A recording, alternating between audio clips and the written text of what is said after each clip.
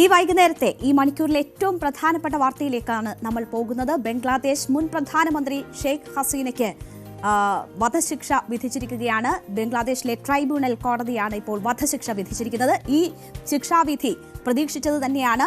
ഇതിൽ കുറഞ്ഞ വിധിയൊന്നും ഉണ്ടാകും എന്ന് കരുതിയിരുന്നുമല്ല. പക്ഷേ നമുക്കറിയാം ഇത് വലിയ പ്രത്യാഘാതങ്ങൾ ഉണ്ടാക്കുന്ന ഒരു വിധിയാണ്. ഇന്ത്യയിൽ അഭയം തേടിയിരിക്കുകയാണ് പ്രക്ഷോഭത്തെ തുടർന്ന് ഇപ്പോൾ ഷെയ്ഖ് ഹസീന. ഷെയ്ഖ് ഹസീനയെ വിട്ടു നൽകണമെന്നാവശ്യപ്പെട്ട് നിരന്തരം ഇന്ത്യയുമായി ബംഗ്ലാദേശ് ആശയവിനിമയം നടത്തിക്കൊണ്ടിരിക്കുന്ന ഒരു സാഹചര്യമാണ്. ഈ സംഭവത്തിന് ശേഷം ഇന്ത്യ ബംഗ്ലാദേശ് ബന്ധം വലിയ രീതിയിൽ ഉലച്ചിൽ നേരിട്ട ഒരു സാഹചര്യം കൂടിയുണ്ട്. ഈ സാഹചര്യത്തിലാണ് ഇപ്പോൾ ബംഗ്ലാദേശിലെ ഒരു സുപ്രധാന കോടതി ഒരു സുപ്രധാന വിധി പ്രഖ്യാപിച്ചിരിക്കുന്നത്. അത് വധശിക്ഷ നൽകണം ഷെയ്ഖ് ഹസീനയ്ക്ക് എന്നതാണ്. 2024 അവിടെ നടന്ന വലിയ പ്രക്ഷോഭങ്ങളുടെ പേരിലാണ് ഇപ്പോൾ വധശിക്ഷ വിധിച്ചിരിക്കുന്നത്. അതിൽ ഷെയ്ഖ് ഹസീന മനുഷ്യരാശിക്കെതിരായ കുറ്റകൃത്യം ചെയ്തിരിക്കുന്നു എന്നതാണ് ഈ ട്രൈബ്യൂണൽ ഇപ്പോൾ കണ്ടെത്തിയിരിക്കുന്നത്. കൂട്ടക്കൊല, ഒപ്പം തന്നെ വധശിക്ഷ, അങ്ങനെ 5 പ്രധാനപ്പെട്ട കുറ്റങ്ങൾ ഷെയ്ഖ് ഹസീനയ്ക്കെതിരെ തെളിഞ്ഞിരിക്കുന്നു എന്നതാണ് ഈ ട്രൈബ്യൂണൽ ഇപ്പോൾ വിധിച്ചിരിക്കുന്നത്. അതിനാൽ വധശിക്ഷ വിധിക്കുകയും ചെയ്തിരിക്കുകയാണ്. ഷെയ്ഖ് ഹസീന എവിടെയായാലും ഈ ശിക്ഷ നടപ്പാക്കും എന്നതാണ് ബംഗ്ലാദേശ് ഇപ്പോൾ പറയുന്നത്. അത് ഒരു വലിയ ഇനി വരാൻ പോകുന്ന സാഹചര്യം എന്ത് എന്നത് സംബന്ധിച്ചുള്ള വലിയ ചോദ്യങ്ങൾ ഉയർത്തുന്നത് കൂടിയാണ്. അപ്പോൾ നമുക്കിത് വിശദമായി ഇന്നത്തെ കോടതി നടപടികൾ, ട്രൈബ്യൂണൽ കോടതിയുടെ നടപടികൾ പരിശോധിച്ചാൽ, ഈ വർഷം ഓഗസ്റ്റ് 3 ഷെയ്ഖ് ഹസീനയെ വിചാരണ ചെയ്യാൻ വേണ്ടി ഇത്തരമൊരു ട്രൈബ്യൂണൽ അനുമതി നൽകിയത്. ഹസീനയുടെ അഭാവത്തിലാണ് ഈ വിചാരണ പൂർത്തിയാക്കിയിരിക്കുന്നത്. ഇപ്പോൾ കൂട്ടക്കൊല, പീഡനം തുടങ്ങി 5 കുറ്റകൃത്യങ്ങൾ ചുമത്തിയാണ് വിചാരണ നടന്നത്. ഷെയ്ഖ് ഹസീന അധികാരം ഉപയോഗിച്ച് മാനവികതയ്ക്ക് മേൽ ആക്രമണം നടത്തിയതായി കോടതി വിലയിരുത്തിയിരിക്കുന്നു, കണ്ടെത്തിയിരിക്കുന്നു. പ്രക്ഷോഭകാരികൾക്ക് മേൽ മാരകായുധങ്ങൾ പ്രയോഗിക്കുന്നതിന് ഷെയ്ഖ് ഹസീന അനുമതി നൽകി എന്നതാണ് മറ്റൊരു കണ്ടെത്തൽ. വിദ്യാർത്ഥികൾക്ക് നേരെയുണ്ടായ വെടിവയ്പ്പിനെ കുറിച്ച് ഹസീനയ്ക്ക് ധാരണയുണ്ടായിരുന്നു എന്ന കണ്ടെത്തലുണ്ടായിട്ടുണ്ട്. ഹെലികോപ്റ്റർ ഉപയോഗിച്ച് പ്രതിഷേധക്കാർക്ക് നേരെ ആക്രമണം നടത്താൻ ഷെയ്ഖ് ഹസീന നിർദ്ദേശിച്ചു തുടങ്ങിയ കണ്ടെത്തലും ഈ ട്രൈബ്യൂണൽ നടത്തിയിട്ടുണ്ട്. പോലീസ് വെടിവയ്പിൽ കൊല്ലപ്പെട്ട അബു സയ്യിദ് എന്ന വിദ്യാർത്ഥിയുടെ മൃതദേഹ പരിശോധനാ റിപ്പോർട്ട് ഡോക്ടർമാരെ ഭീഷണിപ്പെടുത്തി തിരുത്തൽ നടത്തിയതിന് തെളിവുണ്ടെന്നും കോടതി കണ്ടെത്തിയിരിക്കുന്നു.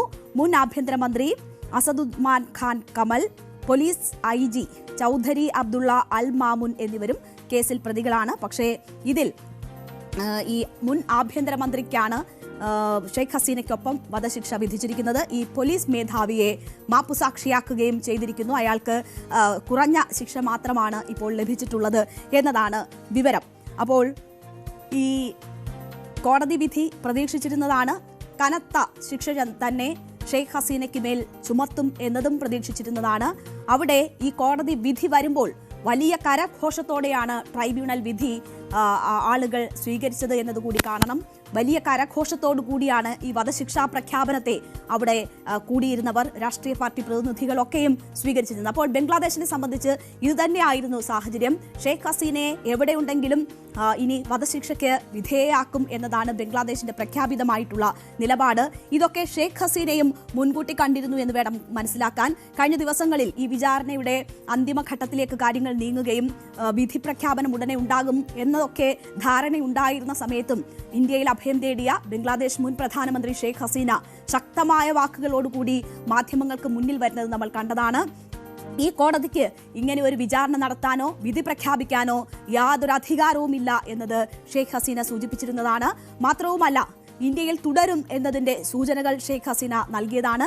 രാജ്യത്തിന് വേണ്ടി ഇനിയും പ്രവർത്തിക്കും എന്നതിന്റെ സൂചനകൾ നൽകിയതാണ്. ധീരമായ ഭാഷയിലുള്ള മറുപടി കഴിഞ്ഞ ദിവസങ്ങളിലെ അഭിമുഖങ്ങളിലൊക്കെയും ഷെയ്ഖ് ഹസീന നൽകിയിരുന്നതാണ്.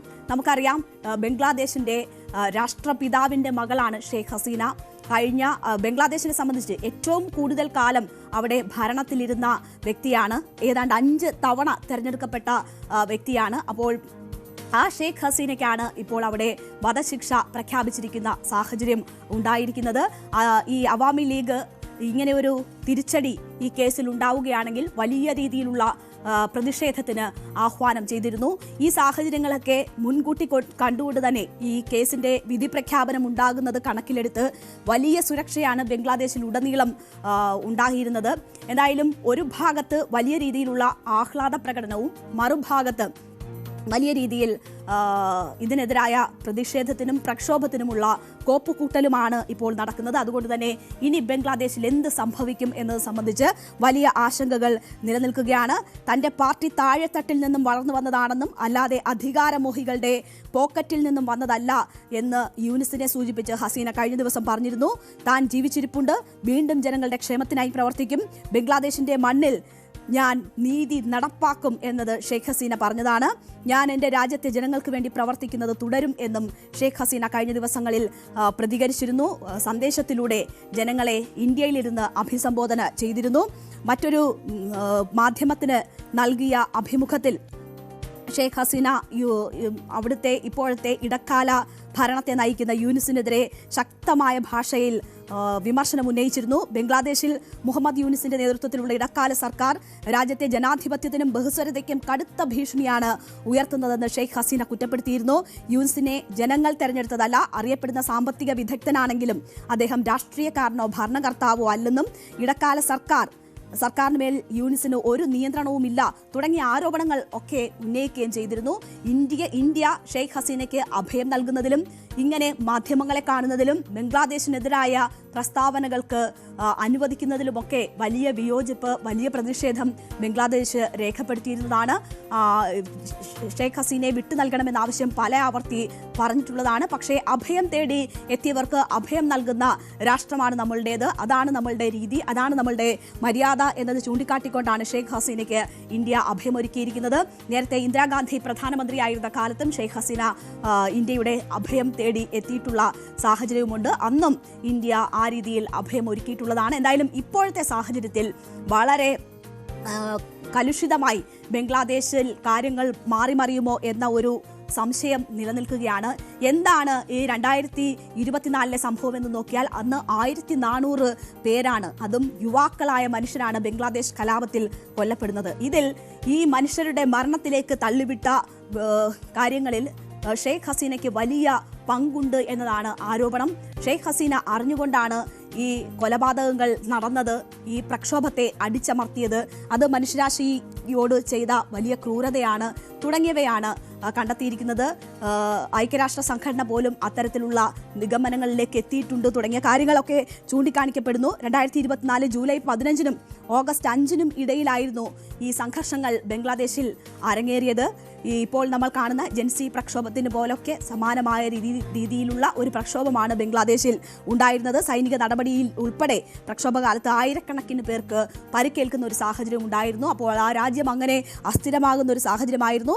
1971 സ്വാതന്ത്ര്യ സമരത്തിന് ശേഷം ബംഗ്ലാദേശ് കണ്ട ഏറ്റവും വലിയ പ്രക്ഷോഭമാണ് ഈ 2024 കാലത്ത് ഉണ്ടായത്. അതിനൊടുവിലാണ് ഷെയ്ഖ് ഹസീനയ്ക്ക് രാജ്യം വിട്ട് ഇങ്ങോട്ടേക്ക് പലായനം ചെയ്യേണ്ടി വന്നത്. 2024 ഓഗസ്റ്റ് 5-നാണ് അധികാരം ഉപേക്ഷിച്ച് ഷെയ്ഖ് ഹസീന ഇന്ത്യയിലേക്ക് എത്തുന്നത്. പിന്നീട് അന്ന് മുതൽ ഇവിടെ തുടരുകയുമാണ്.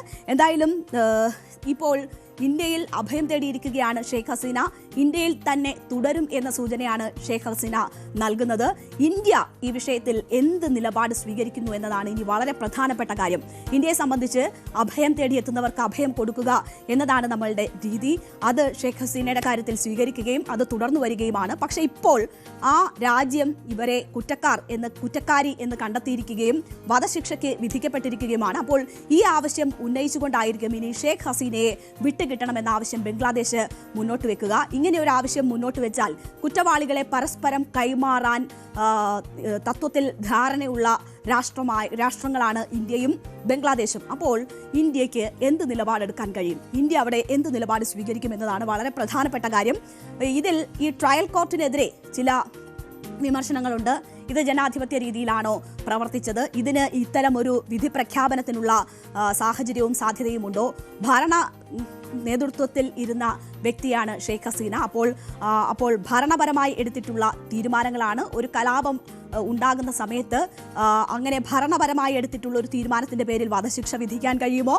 മാത്രവുമല്ല, ഇതിന്റെ വിചാരണവേളയിൽ ഒരു ഘട്ടത്തിലും ഷെയ്ഖ് ഹസീനയെ ഈ ട്രൈബ്യൂണൽ കേട്ടിട്ടില്ല തുടങ്ങിയ കാര്യങ്ങൾ ഇന്ത്യക്ക് മുന്നിലുണ്ട്. അപ്പോൾ ഇത് ചൂണ്ടിക്കാട്ടിയായിരിക്കും ഒരു പക്ഷേ ഷെയ്ഖ് ഹസീനയ്ക്ക് അഭയം നൽകുകയാണെങ്കിൽ അക്കാര്യത്തിൽ ഇന്ത്യ ഒരു നിലപാട് വ്യക്തമാക്കുക. എന്തായാലും ബംഗ്ലാദേശിൽ ഇനി എന്ത് സംഭവിക്കുന്നു, കൂടുതൽ കലുഷിതമായ സാഹചര്യങ്ങളിലേക്ക് കാര്യങ്ങൾ നീങ്ങുമോ, ഷെയ്ഖ് ഹസീനയുടെ പാർട്ടി ഈ വിധി പ്രഖ്യാപനത്തെ എങ്ങനെയാണ് നേരിടാൻ പോകുന്നത് തുടങ്ങിയ വളരെ പ്രധാനപ്പെട്ട കാര്യങ്ങൾ ഒരു ഭാഗത്ത്, ഒപ്പം ഷെയ്ഖ് ഹസീനയെ വിട്ടുകിട്ടണമെന്ന ആവശ്യം ഇനി ഈ വിധി പ്രഖ്യാപനത്തിന്റെ രേഖകൾ സഹിതം ബംഗ്ലാദേശ് ആവശ്യപ്പെട്ടാൽ ഇന്ത്യ എന്ത് നിലപാട് സ്വീകരിക്കും?